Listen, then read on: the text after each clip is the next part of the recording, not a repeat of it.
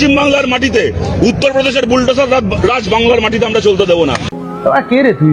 ইনি হলেন জিরুরু, যতবার ভোটে দাঁড়িয়েছে ততবারই হেরেছে। আমি 2012-11-তে আমি প্রথম ভোট দিয়েছি 2012-11-তে মাধ্যমিক। তারপর থেকে তুমি এখানে 3বার দাঁড়িয়েছো, 3বার হেরেছো, এখানে 3বার দাঁড়িয়েছো, 3বার হেরেছো।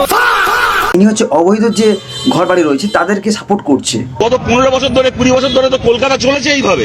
15 বছর আগে আছে লোকে আছে বাঁধে রাস্তাঘাটে পায়খানা করতো, তা এখনো পায়খানা করবে? কোনো উন্নতি ডেভেলপমেন্ট কোনো কিছু আশা করা যায় না তাহলে? না ভাই, মাকু হয়, কিন্তু এদের মতন আছে আলট্রা প্রো মাকু ভাই এখন পর্যন্ত দেখিনি। তো যাই হোক, আমি কয়েকটা কথা বলতে চাই। তুমি যখন এতই প্রতিবাদী, তাহলে এবার এতই যখন আছে নিয়ম তুমি জানো, তাহলে যখন সিঙ্গুরের জমি নেওয়া হয়েছিল তখন চাষিদেরকে না জানিয়ে তোমরা ডাইরেক্ট কেন ওটাকে তোমরা দখল করতে গিয়েছিলে? মানে আদালত থেকে কোনো ছাড়পত্র ঘোষণাপত্র না পাওয়ার আগেই তোমরা শুরু করে দিয়েছিলে হামলা। গত 15 বছর ধরে 20 বছর ধরে তো চলেছে এইভাবে। সেকেন্ড, যখন মুর্শিদাবাদে হিন্দুরা মরে যাচ্ছিল, তাদের মা বোনেদের মান সম্মান রক্ষার্থে, তাদের লজ্জার ঢাকতে, তাদের মানে বাঁচার তাগিতে তারা মুর্শিদাবাদ থেকে যখন মালদা এসছিল, তখন তোমরা কোথায় ছিলে বাবা? গত 15 বছর ধরে 20 বছর ধরে তো চলেছে এইভাবে। তারপরে যখন দুজন খুন হয়েছিল মুর্শিদাবাদের বাবা ছেলে, তারা যখন একটা সাম্প্রদায়িক মানুষের হাতে খুন হয়েছিল, তখন তোমরা কোথায় ছিলে বাবা?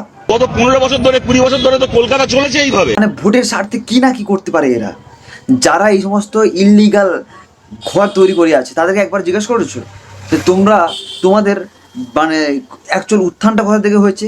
তোমাদের জন্ম সার্টিফিকেট তোমরা কোথা থেকে এসছো? তোমাদের কোনো বৈধ ডকুমেন্টস আছে নাকি?